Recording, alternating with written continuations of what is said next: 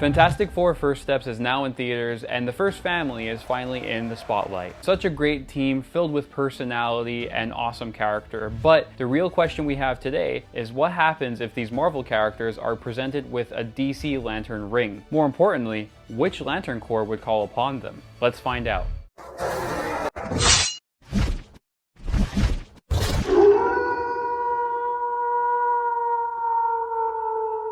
What's happening, everybody? I'm Batwolf, and in this Our Time episode, we'll be taking Marvel's Fantastic Four to see which of the DC Comics Lantern Corps that they might belong to. The Lanterns are from DC Comics and are intergalactic space warriors that are chosen to enforce the will of their Lantern Corps. Each of these Lantern Corps come from a spectrum of light and emotion, and those lanterns are will, fear, hope, rage, love, compassion, avarice, shame, and the ones that combine them all, death and life. Ordinarily, when I do these designs, I do the characters individually, but it doesn't feel right to separate the first family from one another, so in this case we're going to be counting down each member and their core, and then combine them all together for one big piece. So, with the geek facts out of the way, let us begin. Reed Richards, scientist supreme, smartest man alive, and leader and patriarch of the Fantastic Four. Born to Nathaniel and Evelyn Richards, Reed grew up as a child prodigy in every field of science and mathematics, entering college at the age of 14 and managed to get 3 doctorates by the time he met his wife, Susan Storm, eventually using his wealth and support of his new family and best friend to take them on a journey to investigate the reaches of space. All were exposed to cosmic rays, becoming the team we know today. Clearly, being the smartest person in the room, Reed tends to get lost in his own thoughts. This often makes him appear to be cold as he spends large portions of time away from his family, tinkering and working in his lab. As he said before, his mind doesn't work like other people, and in some versions of the character is on the autism spectrum. However, he doesn't only work in his lab out of enjoyment or obsession, but hopes that he can build a better future for humanity, and one day, a future that doesn't need superheroes. This drive of hope does lead him down some tricky paths, like when he and the Illuminati sent the Hulk away to preserve human safety, or when he helped develop the Superhuman Registration Act, causing a civil war, all in the hopes of keeping non-powered individuals out of harm. No matter how bad or how good his intentions, Reed Richards, Mr. Fantastic, belongs in the Blue Lantern Corps of Hope. Placing Reed in the middle, I based his look off of the comic books and his look in the first Fantastic Four movie and combined them with the uniforms from the Blue Lantern Corps. I did struggle with the anatomy a little bit, and I wanted to play with the perspective and do something I'm not really used to. We'll return to the smartest man alive in just a moment, but for now we're going to go to the matriarch of the team, Invisible Woman Susan Storm. Susan Storm, the matriarch of the family, and is often looked as the true leader of the Fantastic Four. Sue and her brother Johnny grew up with a love for science. Not a surprise, as they were raised by the great Franklin Storm. She followed her father's path in physics and was a prodigy in the field, meeting her husband at the Baxter Research Lab and going on the mission mentioned earlier. Susan Storm is the heart of the team, as well as a well of information, manages to present herself as a diplomat and the most emotionally intelligent person of the four. She never ceases to amaze and inspires those around her. What's clearly seen from the Invisible Woman is that her true strength comes from her heart, and the love that she carries for her hero work, her friends, and her family. The Invisible Woman is in the Star Sapphire Lantern Corps of Love. When creating Susan Storm's look, I wanted to keep it loyal to the Lantern Corps that she was chosen for, but also adapt some of her look from the new Marvel Rivals video game. I wanted to find a way to combine the Star Sapphire symbol with the Fantastic Four symbol, and I needed the right color scheme to go with that. I think this combination came out well, and though her name might suggest, this is one design that we don't want to see turn invisible.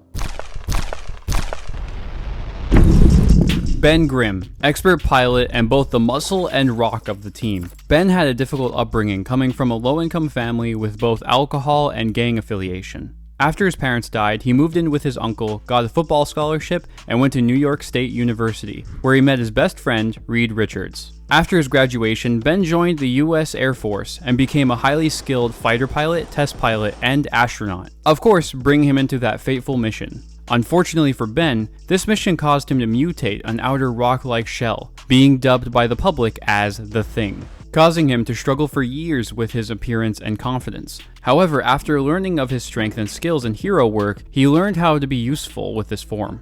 Ben has used this power to fight against the biggest and baddest of characters and is incapable of accepting bullies and injustice of others. While he continues to struggle with his thoughts on his appearance, Ben knows that his power is a necessity to keeping the world safe.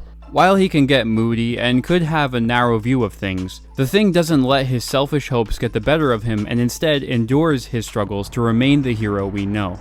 A hero made up of rocks, muscle, and willpower. The Thing is in the Green Lantern Corps of Will. The Thing's anatomy is largely based off of the comic books and his new look in First Steps. I originally thought about putting him in a body muscle suit kind of like Kilowog in the Green Lantern Corps, but then I was reminded from his look in Earth 1610, the Ultimates universe. And that look was perfect for this and I just had to combine it into the design. Now let's move on to the fourth and final member of the team, the Human Torch. Youngest of the team is Johnny Storm, the Human Torch. While viewed as a rock star and ladies' man, Johnny is a gifted scientist and mechanic. Surprising, as when he and his big sister Sue were kids, they witnessed their mother die in a car crash, which some consider to be the reason Johnny is so immature and rambunctious. Despite his reputation and attitude, he has a gifted mind and is a very kind and selfless person, which brought him side by side with his brother-in-law and sister in their research and experiments, and the Marvel 1 space shuttle, the ship and cosmic rays turning him into the Human Torch. With these powers, Johnny has proven himself to be a hero, albeit an impulsive one. Always the first to jump into action, and seems to always have a problem with authority. While looked at as a young hothead, Human Torch has proven himself to be a capable and talented hero, who is a joy to have around the superhero community. Originally I had Johnny selected as a Green Lantern like his comrade Ben, but I just don't see him being capable of following every order the Guardians have for him, as they could at times be self-righteous. Johnny is always the first to say when he doesn't agree with something, and was the first of the four to leave the team after he disagreed with Reed on the Superhuman Registration Act. His fiery personality and hard-headedness would bring him right to the Red Lantern Corps of Rage, as when the Earth, and most of all his family, is at risk, he will show you a supernova of red-hot rage. To capture him with his usual abilities and his new Lantern Corps, I wanted to put him in his engulfed state, making his hair into flame-like edges and the red and blacks to look just a little lighter. I really liked the spiked shoulders that a lot of Red Lanterns had, and I thought that it was perfect for this design. And now with the concept of the Human Torch done, it is time to bring the family together. So let's add some effects and bring Marvel's first family to life.